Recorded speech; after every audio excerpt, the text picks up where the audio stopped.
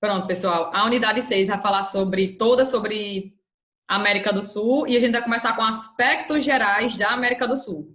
Aí, o que é que vocês sabem sobre a América do Sul? Sabem que o Brasil faz parte, né? Que mais? Sabem também que o Brasil é o maior país em extensão territorial da América do Sul. Devem saber também ou desconfiar que o Brasil é a maior economia também da América do Sul. Talvez devem desconfiar também, e haja também, né? Devem desconfiar aí que nós somos a maior população da América do Sul. Não é isso? Já desconfiava dessas coisas, né? Maior economia, maior país, maior população da América do Sul. E devem saber, talvez, também, que o Brasil só não faz fronteira com 2 países na América do Sul. Com 2. Quais são eles? Eu tô vendo cara. Equador e Chile. Equador, ó, pode reparar aqui, ó, Equador, o Brasil não faz fronteira com o Equador, exatamente, não faz. E esse outro país, e o Chile, exatamente. O Chile a gente também não faz fronteira. Mas, entretanto, todavia, porém, todos os outros países da América do Sul, ó, nós fazemos fronteira, com exceção do México e México não, do Equador e do Chile. Hoje eu tô ótima. Aí, outra coisa. Ana Beatriz, tem quantos países na América do Sul? Na verdade, por que a gente está estudando na América do Sul? Lembra que a gente estudou muito a América Latina? Agora a gente está estudando na América do Sul porque a gente está estudando naquela classificação que divide a América conforme o critério geográfico, né, de localização das terras. Lembra que divide a América em América do Norte, América Central e América do Sul. A gente está estudando a América agora com base naquela classificação que divide a América conforme a localização das terras, né? América do Norte, América Central e América do Sul. A gente estudou a América do Norte já um pouco, estudou a América Central e agora a gente está estudando a América do Sul, para finalizar aquela classificação que divide conforme a localização das terras. Já que a gente já estudou a América Latina, a América Anglo-Saxônica, que divide conforme o critério histórico, socioeconômico, cultural, agora a gente está terminando de estudar a América conforme o critério da localização das terras. Eu acho que vocês devem estar reparando nisso também. Então, por isso que a gente vai ver essa unidade inteira sobre a América do Sul, que é a parte final daquela classificação da localização. Beleza. Na América do Sul, a gente sabe que a América do Sul é uma grande porção de terra, né? Não é a maior da América, mas é a segunda porção maior da América. Perde para a América do Norte, no caso.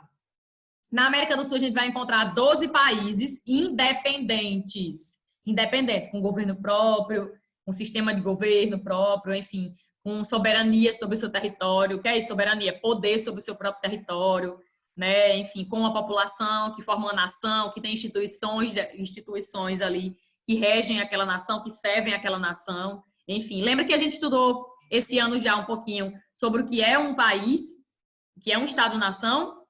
A gente estudou, não foi? O que é necessário para ser um país, o que é necessário para ser um Estado-nação. Lembra que a gente estudou aquilo ali? Então, aqui a gente tem 12 países independentes, certo? Tem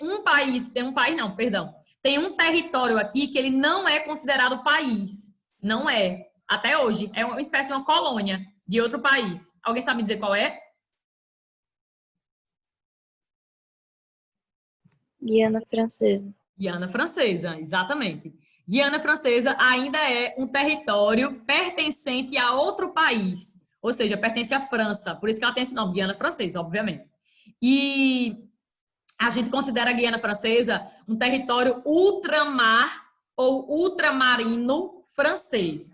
Ultramar porque está além do mar, né? Tipo assim, a França está lá na Europa, atravessa o Atlântico todinho, a França está lá na Europa, enquanto a Guiana Francesa está aqui. E é um território que pertence à França. Por isso que a gente diz que a Guiana Francesa é um território ultramarino, né? Está além do mar.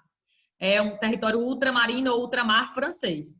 Certo? Tirando a Guiana Francesa, que não é um país ainda, é um território pertencente a outro país, a gente conta, a América do Sul conta com 12 países. Vamos contar nos dedinhos. Tem aqui o Suriname, né? O Brasil faz fronteira. 1. Guiana. 2. Venezuela, também faz fronteira com o Brasil. 3. Colômbia. 4. Equador, 5. Peru, 6. Bolívia, 7. Chile, 8. Argentina, 9. Paraguai, 10. E Uruguai, 11. E Brasil, 12. 12 países ao todo. Aí, outra coisa. Ana Beatriz, todos esses países aqui, com exceção do Equador e do Chile, não fazem fronteira com o Brasil. Mas quer dizer que esses países não mantêm relações comerciais com o nosso país? Não, eles só não fazem fronteira com a gente. Mas estão próximos, né? De certa forma, estão próximos. Pois pronto. Então, outra coisa sobre a América do Sul é que a população ela não se distribui de forma igualitária no território. Não se distribui de forma igualitária. Como assim, Ana Beatriz? Não é uma coisa regular. Assim, não é uma coisa homogênea. A população ela se distribui de forma irregular. Tem alguns espaços que são mais habitados do que outros. Tem alguns espaços que não são muito habitados. Quais são esses, Ana Beatriz? Que são os mais fáceis de a gente identificar. São esses espaços aqui, como por exemplo a Patagônia, na Argentina, que é a região gelada da Argentina, certo? A Patagônia. Aí tem também regiões desérticas, sobretudo aqui no Chile. O deserto mais seco do mundo, mais árido do mundo, mais seco, é um deserto aqui na Argentina, chamado Deserto do Atacama. Lembra que eu falei já dele? O deserto do Atacama no Chile é o mais seco do mundo. Essa região do Atacama não é uma região muito habitada. Então, ó, essas regiões que oferecem condições físicas não muito propícias para a ocupação humana não são muito habitadas na América do Sul. Coisa que também acontece no mundo todo, né? Tipo assim, regiões desérticas não são muito habitadas. Regiões de floresta densa e fechada, aqui a Amazônia, né? Que é a maior floresta tropical do mundo. Também não são áreas muito habitadas. Vocês devem saber já, né, que a região norte do Brasil é a região maior do território brasileiro, mas é onde a gente encontra as menores densidades demográficas do Brasil. Ou seja, é onde a gente encontra praticamente locais que são vazios demográficos, que poucas pessoas habitam por quilômetro quadrado. Às vezes você vai encontrar 3 pessoas por quilômetro quadrado, ou até menos que isso, até 1 habitante por quilômetro quadrado, enfim. Essa região norte de floresta tropical, que é a Amazônia, não é região muito habitada, certo? As condições físicas, elas impedem que a gente se fixe no local. É claro que o ser humano hoje em dia já tem toda uma questão de adaptação, de infraestrutura, de tecnologia para se adaptar em qualquer ambiente do globo. A gente tem tecnologia para isso. Mas são locais que não permitem tanta fixação. Então, o homem não como é que eu posso dizer? Não tem o interesse de ficar permanecendo, de se fixar nessas áreas. Então, se eu perguntar a vocês quais áreas na América do Sul não são muito povoadas, são essas áreas que oferecem condições físicas não tão favoráveis para a ocupação, como essas áreas de florestas tropicais. No caso, a Amazônia, ela não engloba só o Brasil, embora a gente fale tanto da Amazônia do Brasil, a Amazônia brasileira. A Amazônia é uma floresta tropical, a maior floresta tropical do mundo, e ela abrange 9 países da América do Sul. 9. Não é só o Brasil, são 9. Brasil mais 8. Né? E aí, é claro que tipo, a maior parte da Amazônia está no Brasil, mas ela abrange também esses países aqui ao entorno, certo? E outra coisa, além dessa região de floresta tropical, que não é muito habitada, também tem aqui a Patagônia, né, região muito gelada na Argentina, e o deserto aqui do Chile, o Atacama, sobretudo o Atacama, que é uma região muito seca. Pronto, tirando isso aí, a gente vai ver também que geralmente a população se concentra mais no litoral, como no Brasil, isso acontece muito no Brasil, que a maior parte da população brasileira se concentra no litoral brasileiro, tem a ver com o processo de colonização, a economia do território hoje em dia, enfim, e também no passado, né? Que começou a se concentrar no litoral. Então, a gente vai ver que a população, a dinâmica populacional, né? As pessoas na América do Sul. Eu sou apenas um rapaz latino-americano. Nós somos latino-americanos e somos sul-americanos, né? Porque estamos na América do Sul. Então, assim, a gente vai ver que a população da América do Sul, ela não se concentra de forma bonitinha, tipo assim, igualitária no território. Ela se distribui de forma irregular. E tem alguns espaços que são mais habitados do que outros. Beleza? Deixa eu ver se falta mais alguma coisa daqui. Já falei de tudo isso. Sim. Agora vamos falar de economia, né? Vamos falar da economia da América do Sul. Vamos lá. A gente vai ver que a economia da América do Sul é um pouco parecida com a economia da América Central, né? Um pouco parecida. E também, se vocês analisarem, é uma herança do processo de colonização desses países. Todos eles, sem exceção, todos da América do Sul, também foram países que sofreram processo de colonização de exploração. Então, quando o colonizador europeu chegou aqui, né, na América do Sul, sejam portugueses, sejam espanhóis, ou ingleses, ou franceses, ou holandeses, que a gente não recebeu influência só de português, não, né? Enfim, e só espanhol, não. Teve a influência de outros povos europeus. Então, o que é que acontece? E também vindo de outras partes também. Eles começaram a praticar o quê? Um tipo de economia voltada para o mercado externo. Então, a gente vai ver que a maior parte desses países, a maior parte não, todos esses países da América do Sul, eles têm um tipo de economia que é meio que uma herança do processo de colonização. Herança é aquilo que você herda, né? Então, no passado, o Brasil era um país agro, né? Era um país bastante agro. Era um país onde o colonizador chegou, começou a explorar a sua população nativa, trouxe uma população de um outro continente para ser escravizada, trabalhar de forma forçada aqui no território, pegou os melhores solos, nossas riquezas, extraiu nossas riquezas, enfim, e levou para ser vendido em outros locais do mundo. Né? Quando Portugal veio para o Brasil colonizar mesmo o Brasil, o objetivo da colonização era o quê? Explorar tudo que o Brasil tinha de melhor. Isso não aconteceu só no Brasil, isso aconteceu também no restante da América do Sul. Estou usando o Brasil como exemplo para vocês se situarem, mas isso aconteceu, isso é uma perspectiva da América do Sul, colonização de exploração. Então, o objetivo era o quê? Produzir produtos tropicais em grandes propriedades agrícolas, que a gente chama de plantation, né, que são aquelas grandes propriedades agrícolas monocultoras, porque se produzia um único tipo de produto voltada para o mercado externo, ou seja, para exportação para outros países do mundo. É isso? Então, isso se deu na América do Sul, né, no Brasil e na América do Sul como um todo.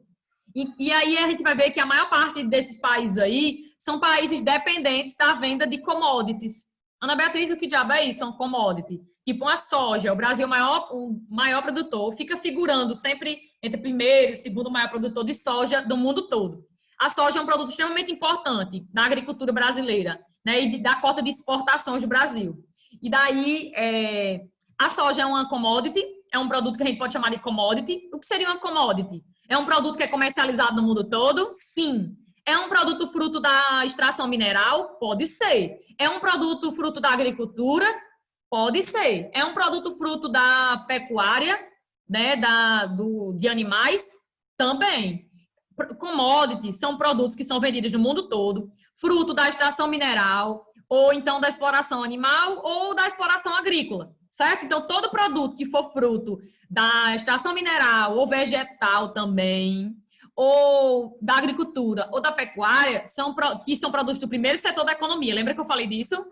Pronto, todos esses produtos do primeiro setor da economia são produtos que a gente chama de commodities, certo? Geralmente são produtos de baixo valor agregado, mas é claro que tem alguns produtos extrativos que eles não têm baixo valor agregado. Mas o que a gente sabe é que uma commodity é um produto do primeiro setor da economia, certo? Fruto da extração mineral, vegetal, ou de animais, ou da agricultura. Então, todo produto fruto do primeiro setor é uma commodity. Essas commodities, elas têm valores estratégicos no mercado internacional. Tem commodities que valem mais do que outras. Por exemplo, Ana Beatriz, eu estou comercializando banana e a Venezuela é um dos maiores exportadores de petróleo. Eu vou ganhar mais com a banana ou a Venezuela com o petróleo? Qual dos dois tem uma cota aí de valor mais elevado no mercado internacional?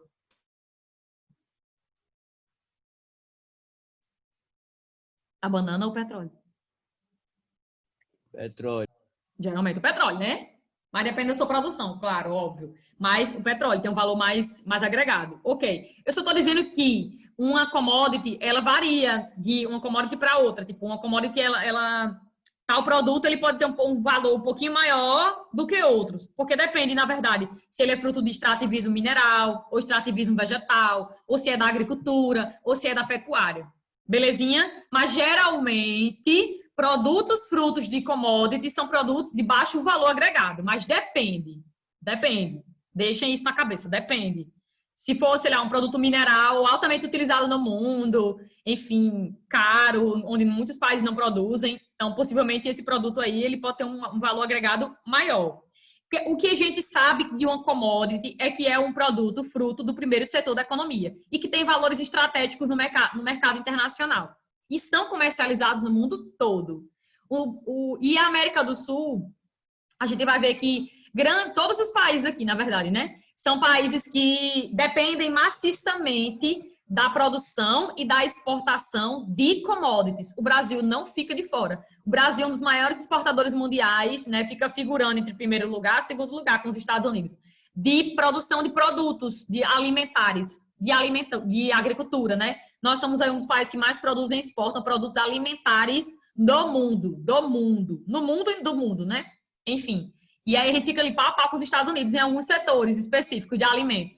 Então, assim, nosso país é um país que produz e exporta bastante commodity, assim como acontece com todos os outros países aqui da América do Sul, certo? O livro vai destacar essa parte, que na verdade a América do Sul, né, que é uma herança do nosso processo de colonização, já que no processo de colonização, quando os europeus chegaram aqui, eles também começaram a produzir e exportar, né, produtos frutos do extrativismo mineral, vegetal, agricultura e pecuária. Então, desde aquela época da colonização, os territórios da América do Sul já eram aproveitados para a produção, né, extração, produção de commodities. E hoje em dia funciona também da mesma forma.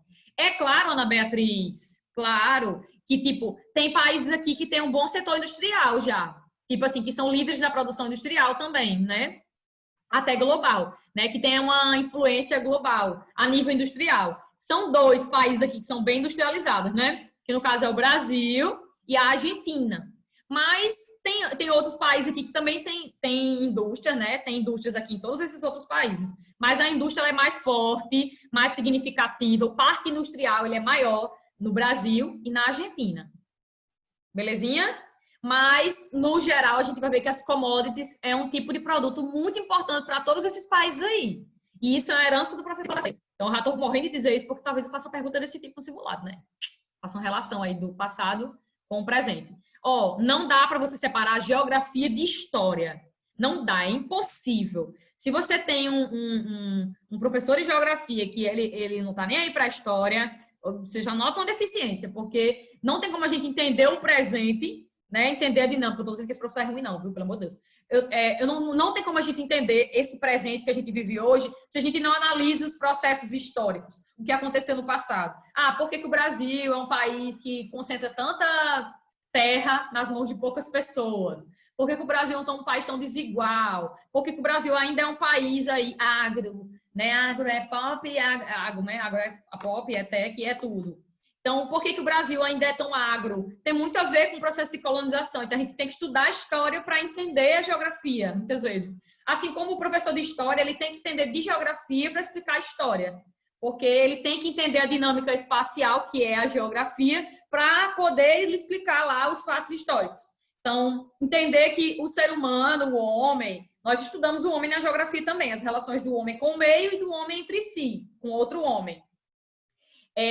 Então, a gente precisa entender o passado para compreender o presente. Da mesma forma que a história, ela também precisa entender como é que o homem ele interage entre si no espaço para explicar os fatos históricos. Não tem como separar. Elas são best friends, certo? História e geografia são besties. Elas estão juntas e maravilhosas e unidas, entendeu? Não dá para separar elas. Aí vamos para cá. Então, a economia, né? A commodity, pode grifar isso no livro. Commodity é uma palavra em inglês, obviamente, utilizada para designar recursos minerais, vegetais ou animais que são comercializados no mercado internacional, vendido, né, no mundo todo, e que possuem valor estratégico. É claro, né? Depende da commodity. Como eu falei, tem commodities que têm um valor um pouco mais alto, porque é um produto mais valorizado, mais procurado, talvez, ou não, no mercado internacional. Certo? Mas toda commodity é um produto fruto do primeiro setor da economia. Ou fruto da agricultura, ou fruto da pecuária, ou fruto do extrativismo, mineral ou vegetal. E esses países da América do Sul, todos eles, as commodities, a produção de commodity é muito importante para todos eles. E o nosso, principalmente, né? A gente sabe que tem uma campanha aí gigantesca em relação à nossa agricultura e pecuária. E aí, quando a gente fala de commodities, tem 2 setores de commodities que são mais importantes para a América do Sul, que no caso é o setor de agricultura, né? E o setor de extrativismo. Pode grifar aqui no livro de vocês, ó. Os setores agrícolas e o setor de extração mineral são os setores mais importantes para a América do Sul de commodity, certo? Produtos de commodity. Então, é o setor de agrícola, né, de produção agrícola, da agricultura, e o setor de extrativismo mineral. São os mais importantes para a América do Sul. Ok, grifei isso aí, Ana Beatriz. Aí o livro destaca, né? Olha, na agricultura, a agricultura é fundamental para vários países. Sobretudo, aí destaca aqui a Colômbia, o café, que é um produto extremamente importante para a Colômbia. Argentina, soja e milho. Equador, banana. Brasil, soja, café, milho e vários outros, né? O livro destacou esses aqui. Uruguai, soja e arroz, entre outros. Ou seja, quer dizer o quê? Que, na verdade, para a América do Sul como um todo, a agricultura é um setor extremamente importante para a economia desses países, tanto para consumo interno, quanto para venda, para exportação, certo? E o outro setor que também é muito importante é o setor de extrativismo mineral. Dentro das áreas de commodities, o setor de agricultura e o setor de extrativismo mineral são os mais importantes para a América do Sul, certo? E agora falando especificamente de recursos minerais e energéticos, ou seja, recurso energético é aquele que é necessário para produzir um produto, né, gerar energia e tal. Então, a extração e o processamento de recursos minerais e energéticos são muito importantes para a economia da Venezuela. O principal produto de exportação da Venezuela, a gente já viu isso, é o petróleo. Lembra? Na verdade, a gente falou que a Venezuela ela sofre muito com essa questão da dependência do petróleo, porque mais de 90% de tudo que esse país produz e exporta é fruto do petróleo. Então, é um produto altamente dependente. Então, se houver uma queda do preço do barril do petróleo internacional, o país, consequentemente, entra em crise. É por isso que ele está vivenciando a crise até o momento, né? É uma crise tanto econômica, por causa disso aqui, e também uma crise política, né? Porque tem uma ditadura de esquerda no país, governando o país. Então, vamos lá. Extrativismo mineral é importante para a Venezuela, é importante para a Bolívia, petróleo também, minério de zinco. É importante para o Equador, petróleo principalmente. Colômbia, petróleo principalmente. Peru, cobre. Chile, cobre, que é um dos maiores exportadores mundiais de cobre. Brasil, cobre e minério de ferro, né? A gente fala muito que o Brasil é um dos maiores exportadores mundiais de minério de ferro do mundo. E é super verdade essa afirmação. Né? O Brasil é um dos maiores países produtores e exportadores aí de minério de ferro. E também se destaca no setor de cobre. E vários outros, né? Estanho, cassiteria, zinco, ferro, ouro, vários outros. E, como eu já falei, Brasil e Argentina, pode grifar isso aí. Brasil e Argentina são os países mais industrializados, possuem o maior parque industrial, né? Da América do Sul. São os maiores. A maior economia é o Brasil e, em segundo lugar, vem a Argentina aqui. Certo? Maiores economias da América do Sul. Belezinha? Se entenderam isso aqui, Tamara, precisa entender essa parte inicial para a gente avançar. Entender que a economia desses países é uma economia que é meio que uma herança do seu processo de colonização, né? E que o setor de commodities é muito importante para todos esses países aí. Na verdade, o Brasil ainda não deixou de ser um país agro, né? Desde o processo de colonização, não deixou de ser um país agro. Nós temos, sim, um setor industrial bastante desenvolvido já e vem se desenvolvendo cada vez mais. Temos o maior parque industrial da América do Sul, mas a agricultura ainda desempenha, agricultura e pecuária, extrativismo, ainda desempenha aí grande parte do nosso PIB, da nossa economia. Sim, posso passar adiante? Pode. Pronto. Espero que vocês estejam grifando no livro, isso é importante, vão escrevendo. E hoje eu vou deixar disponível para vocês a resenha desse tema, viu? Já vou colocar para vocês fazerem. Desenvolvimento socioeconômico. Vamos lá. O processo de colonização, aí vem dizendo o que eu já estava explicando, né? Eu disse para vocês que, na verdade, o processo de colonização dos países da América do Sul é um processo de colonização que deixa marcas até hoje, que deixou uma herança, né? Ou seja, o Brasil hoje, a Argentina hoje, o Peru, o Equador, a Colômbia, a Venezuela, a Guiana, o Suriname, enfim, a Bolívia, o Paraguai, o Uruguai, são países que, tipo, guardam uma herança do seu processo de colonização, do seu processo de colonização de exploração, porque todos tiveram uma colonização de exploração dos seus recursos e das pessoas também. Então, a gente vai ver vários reflexos, várias consequências do processo de colonização hoje, nesses países da América do Sul. Então, é por isso que eu faço tanto o elo da geografia com a história. E digo tanto que não dá para entender geografia se você não sabe um mínimo de história. Da mesma forma que não dá para entender história se você não sabe um mínimo de geografia. Elas são best friends. Então, vamos lá. Então, o que é que esse processo de colonização ele deixou de marcas? O que é que ficaram? Quais as marcas? Tem uma música, né, em relação a marcas. Vou cantar a música agora. Não, eu não lembro não. A Ravine fugiu. A música. Pois pronto, ó, tem várias marcas do processo de colonização hoje nesses países, como por exemplo, grande concentração fundiária. Ana Beatriz, o que é concentração fundiária? concentração de terra. Fundiária vem dessa questão de terra, né? Tem grande concentração de terras, né? Em todos esses países a gente vai encontrar concentração de terras nas mãos de poucas pessoas, principalmente o nosso país é um dos países que mais concentra terras nas mãos de poucas pessoas. Quer dizer o quê, Ana Beatriz? Quer dizer que, tipo, nós temos grandes proprietários de terras nas mãos aí de uma pessoa, de um grupinho de pessoas, né, que controla grande parte das nossas propriedades. O que deveria era fazer o quê? Era redistribuir, né, essas terras, fazer uma reforma agrária.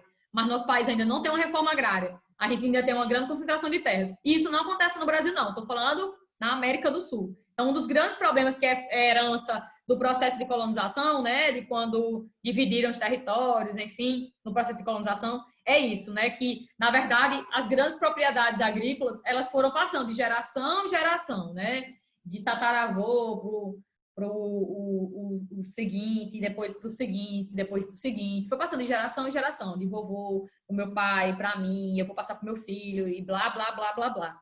Então, assim, esses países, todos eles, né, enfrentam esse problema de concentração fundiária, de concentração de terras nas mãos de poucas pessoas.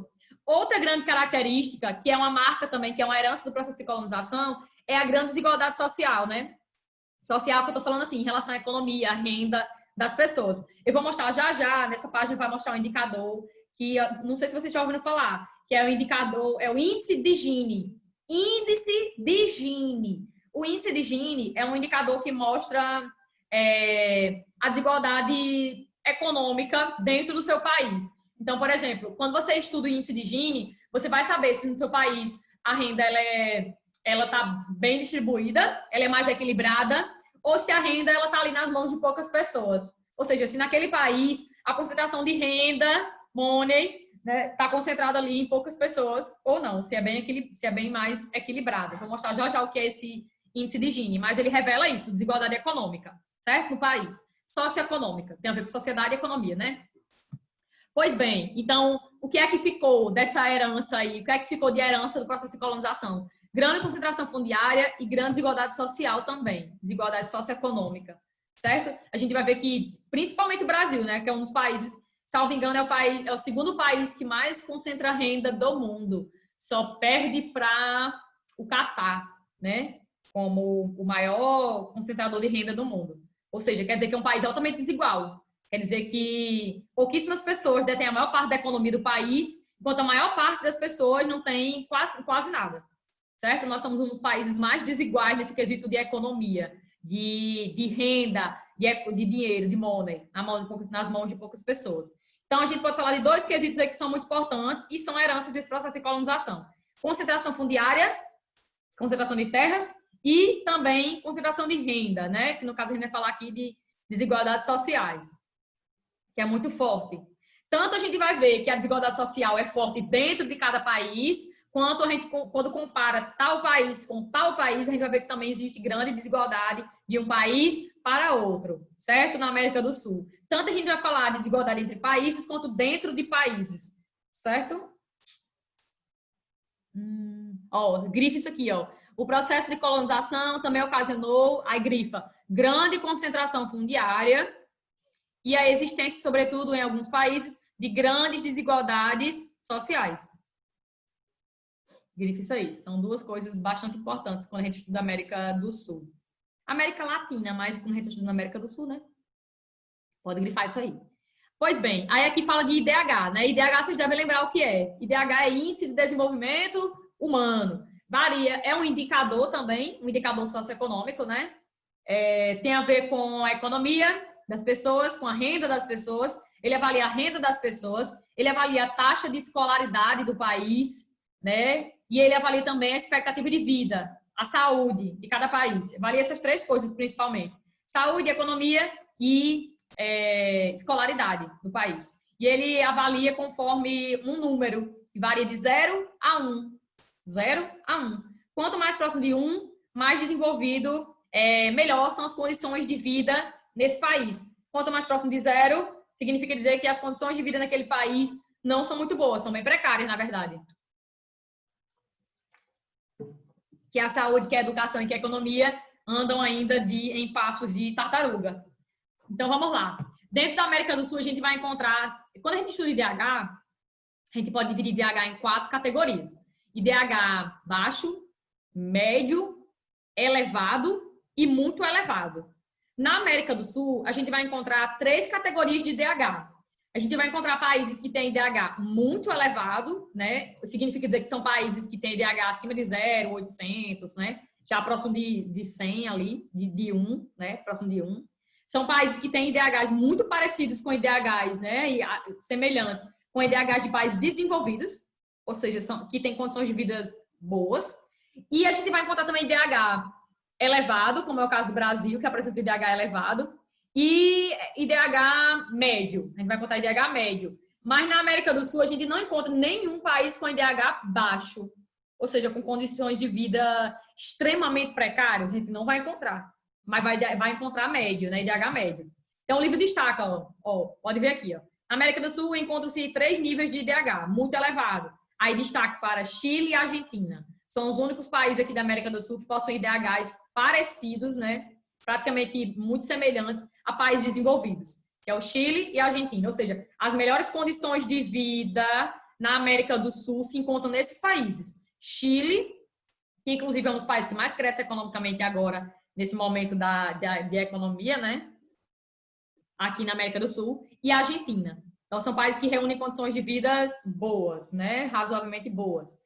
A IDH elevado. Entra o Brasil, entra o Uruguai, Venezuela, Peru, Equador, Colômbia e Suriname. IDH elevado. Elevado. Geralmente 0,700 e alguma coisa. Aí médio, IDH médio, Paraguai, Bolívia e Guiana. Ou seja, são condições de vida já precárias, né? Quando a gente compara com os outros países da América do Sul. Então, ó, olha aqui. Comparando dados de IDH, expectativa de vida e expectativa de escolaridade, nota-se que apresentam realidades contrastantes na América do Sul. O que é isso, contrastante? Que a gente vai ver realidades diferentes, diferenciadas na América do Sul. Enquanto no Chile, a população tem uma expectativa de vida em média de 80 anos, vive em média 80 anos no Chile, que o IDH, salvo engano, é o maior IDH da América do Sul. Então, a população vive em média de 80 anos. Quando a gente compara com Guiana e Bolívia, que a expectativa de vida geralmente fica em torno de 69 anos, tem uma grande diferença já, né? Eu estou dentro de uma mesma porção ali de terra, né? Que é a América do Sul, mas eu tenho várias realidades diferenciadas. Tenho realidades diferentes. Por isso que diz aí que o IDH, ele revela realidades contrastantes na América do Sul. Eu estou falando demais, vocês estão entendendo direito? Tá como? Tudo calado. Hello? Oi. Som. Pra mim tá bom. Tá? Oi, pronto. Se tá bom, o ditado diz que a gente continua, né? Até rachar, foi embora. Então, ó, enquanto no Chile a expectativa de vida é em torno de 80 anos, em outros países como Guiana e Bolívia chega a ser 69. Então tem uma grande realidade já de diferença, grande diferença, na verdade, de uma realidade para outra. Aí aqui vai dizer que, na verdade, esse contraste não existe só de país para país, mas existe também internamente, né? Dentro de cada país existem contrastes. É tanto que, por exemplo, quando você analisa Norte, Nordeste, Centro-Oeste, Sudeste e Sul, a gente vê que as melhores condições de vida do país